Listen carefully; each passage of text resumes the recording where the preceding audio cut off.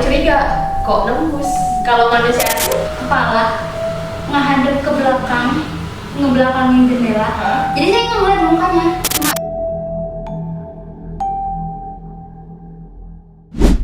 Hai guys, balik lagi di Dua Sisi Horor bersama saya Livia Fadia dan rekan saya Anita Putri dan dua narasumber kita Oka dan Naba. Yeay! Jadi kita bakal bagi-bagi cerita pengalaman mereka. Pengalaman horor apa aja sih yang pernah mereka alami semasa hidup mereka? Dan boleh dimulai dari siapa? yang mau mulai? ceritakan? Ya, saya boleh deh. Oke. Jadi dulu pernah ada cerita kan.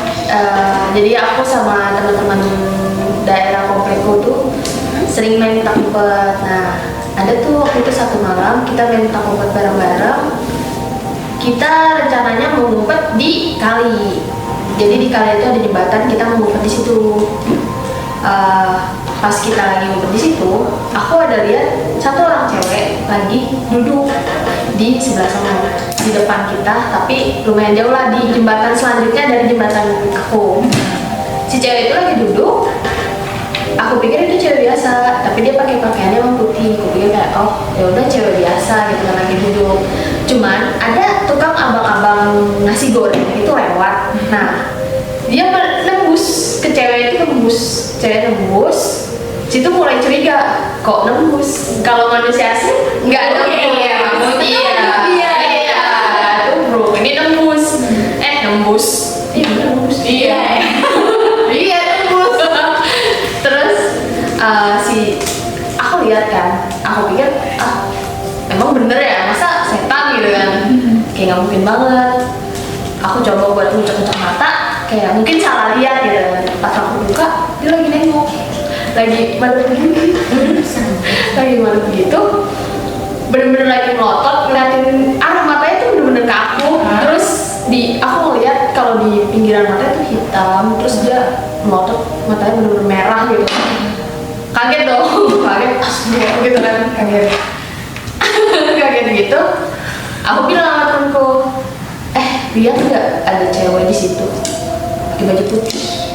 Yang lain pada ngomong, kayaknya nggak ada deh, tapi ada satu orang yang ngomong, tapi di situ ada kayak bayangan putih. Dan dari situ pada lari ketakutan, pada pulang. Iya, lari, ngipin nggak mau main lagi.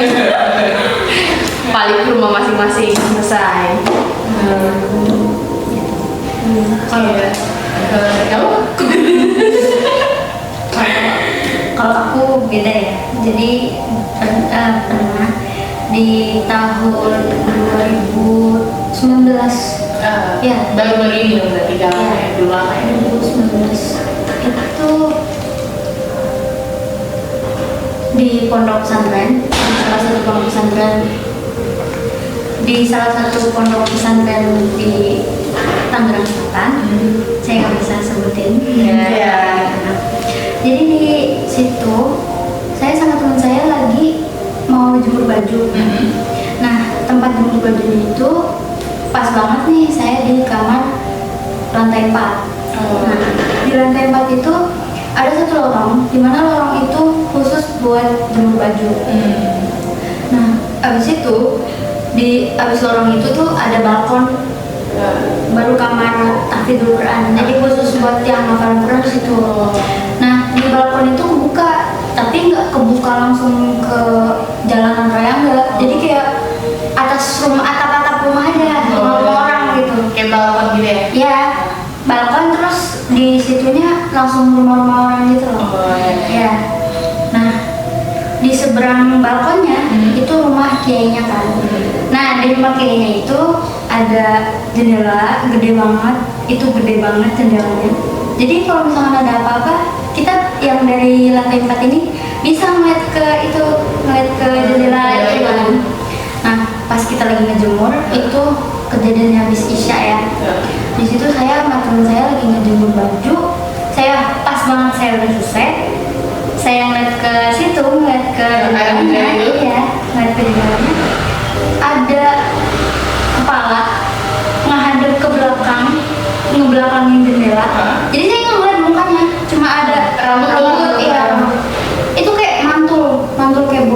gitu. Nah akhirnya saya lagi di situ kan kayak apaan tuh? Shock.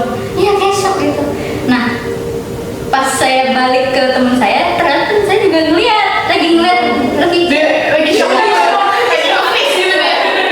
lagi shock. Akhirnya nah dia kan harus selesai nih. Terus kamu lihat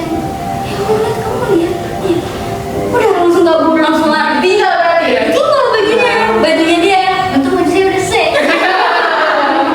Embernya udah Kosong. iya udah kosong. Gak tahu mau dipakai malam nggak apa-apa kan ganti-gantian juga kan ya. Terus ada satu lagi itu kisahnya di kamar mandi, jadi kayak urban legendnya pondok pesantren lah. Jadi masih di sekitar pondok pesantren. Iya, masih di pondok pesantren yang sama, di tempat yang sama. Jadi ada satu kamar mandi, namanya kamar mandi Hafso. Nah, kamar mandi Hafso, kenapa namanya Hafso? Karena biasanya kan kalau pondok-pondok kan makein nama santri putri tuh kamar Sayyidah Khadijah, Sayyidah Fatimah, ya kan? Nah kalau ini kamar mandi Hafso. Kenapa dinamain kamar mandi Hafso? Karena kamar mandinya kamar Hafso, ya gitu. Nah kamar Hafso ini tuh pisah sama yang lain. Jadi kayak Sayyidah Fatimah, Khadijah itu Beda lagi. dia di atas. Oh, beda lantai. Beda lantai. Tapi dia di sampingnya, emang dia menyendiri gitu si Hafso ini. Gak di jarak main ya. Berarti kayak kamar mandi tipenya introvert. Iya. Nah, kamarnya ada di atas, kamar mandi ada di bawah. Kalau Hafso, kalau yang lain kamar mandinya di atas, kamarnya juga di atas juga. Maksudnya sejajar gitu. Kalau ini enggak kan? Nah, lagi itu teman saya pas lagi asrama yang satu mati lampu. Bukan mati lampu sih, airnya mati. Oh, ya, iya. sorry, airnya mati ya. Otomatis nyuci piringnya kesono semua, nyuci baju juga kesono semua. Nah, karena temen saya nggak mau ngantri panjang, jadi akhirnya malam, ngambil waktunya malam tuh. Ya sekitaran jam 11. Nah, sedangkan santri itu wajib tidur jam 10. Waduh. Ya, nggak tahu itu gimana caranya. Mencuri waktu. Iya, mencuri waktu ya.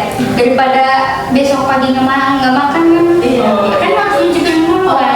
Iya. Siang piringnya numpuk.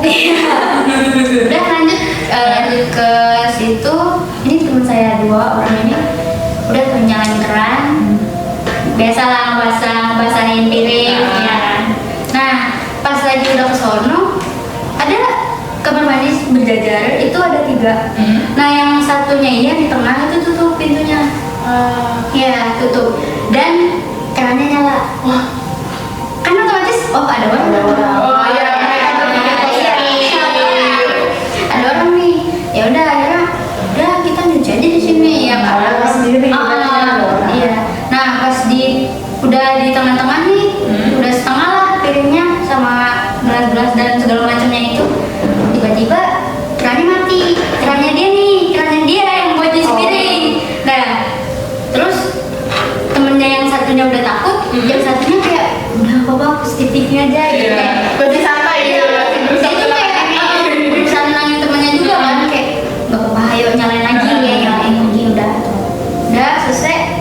Nah pas mau selesai mati lagi. Ya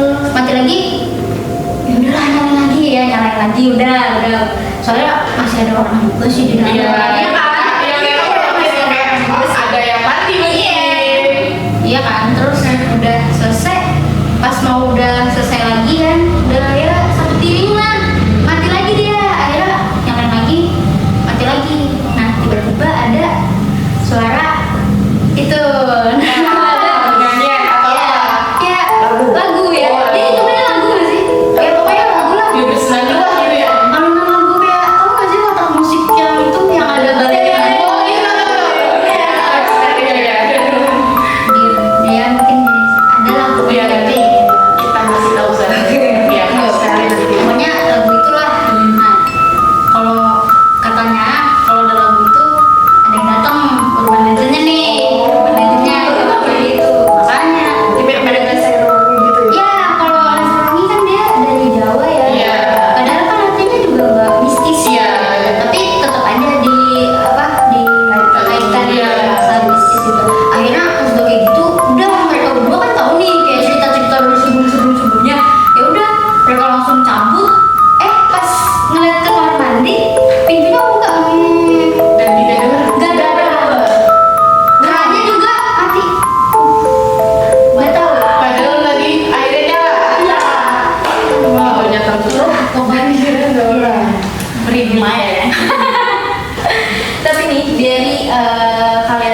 yang udah pernah ngalamin, sebenarnya kalian berdua itu tuh percaya nggak sih sama hal-hal mistis kayak gitu? Kalau aku sih mau bilang sih percaya ya, soalnya pernah ngalamin sendiri ya, kayak pernah kan waktu itu pernah ketempelan juga. Iya, ketempelan sakit selama sebulan gitu. Tempelannya di puncak. Itu udah dibawa ke dokter emang, dan di situ dia bilang nggak ada penyakit apa-apa. Kok aneh, sakit sampai sebulan dibilang penyakitnya nggak ada apa-apa. Akhirnya dibawa ke kenalan saudara gitu kan, juga kenalan orang pinter gitu kan katanya. Akhirnya aku dikirim tapi fotonya doang, foto aku doang, kayak ditanya ini kenapa ya gitu. Terus dia bilang, oh ini mah ketempelan, karena aku sempat liburan juga gitu, kayak acara logis. Acara logis di puncak itu 3 hari 2 malam kan. Di hari pertamanya itu pas lagi ngaji, atau lagi ngaji, kita lagi ngaji bareng-bareng, aku juga ikut ngaji. Selesai dari itu malamnya ketindihan dulu, ketindihan nggak bisa napas, bener-bener nggak bisa napas, Gak bisa gerak gitu. nggak bisa gerak, jatuh sakit tuh kayak bener-bener tolong ya Allah gitu kan, aduh udah lemes banget nih kayak gitu kan. Terus nengok ke sebelah, sekarang tidurnya berdua gitu kan, tolong dong senggol gitu kan, tolong banget senggol, soalnya nggak bisa gerak gitu kan. Itu sekitar setengah jaman gitu. Main-main juga ya? Iya, lama, pegel itu, jujur pegel, cuma bisa kayak sih bener gitu kan, bener nggak bisa. Akhirnya temanku bangun, senggol begini, aku langsung bisa gerak, terus napas langsung lancar. Cuman di bagian bawah perut nih sakit, iya itu sakit banget. Ditanya kenapa, aku juga bingung sendiri ditanya kayak gitu kan, nggak tahu, nggak apa-apa gitu kan.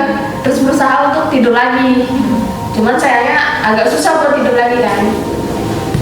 Bangun-bangun, pada bangun kan mau sholat subuh gitu, aku nggak bisa bangun, jadi cuma bisa istirahat doang di pengen pulang, tapi jauh, pikir kan, puncak balik jauh nih, gak enak juga kan, satu orang pulang kudu diantar segala macam, kira bertahan di puncak.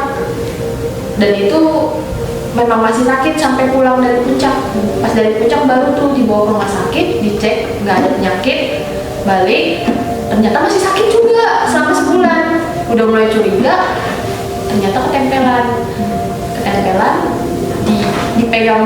Jadi ini bawah perut tuh dipegang begini, itu sakit, cuma dipegang gini doang. Terus dibaca, aku nggak tahu baca apa, dia baca kayak ayat Quran gitu, sakit banget kayak ditusuk. Situ aku teriak, dipegangin tapi sama ibuku sendiri, dipegangin tangannya, kakinya tuh dipegangin. Memberontak gitu ya? Iya, memberontak kayak sakit banget kayak gitu. Itu diberontak, dipegangin, bener-bener sakit, padahal cuma disentuh gitu doang. Dipegangin, disentuh, lama banget dibacain, baru dilepas. Itu aku udah air mata udah banjir, segala macem, muka udah merah karena ngelawan tapi ditahan gitu. Akhirnya dibawa ke orang pintar, langsung dikasih air yang di dalamnya ada ayatnya gitu, terus dibaca-bacain, suruh minum. Habis itu di bagian yang sakit tuh diciprat-cipratin. Nah, terus itu 2 hari atau 3 hari itu udah mulai baik, tapi dia pindah ke belakang. Pindah ke pundak. Iya, dia kayak nempel, hilang, terus nempel lagi. Dibilang lagi, coba lagi, dibacain lagi aja belakangnya gitu kan.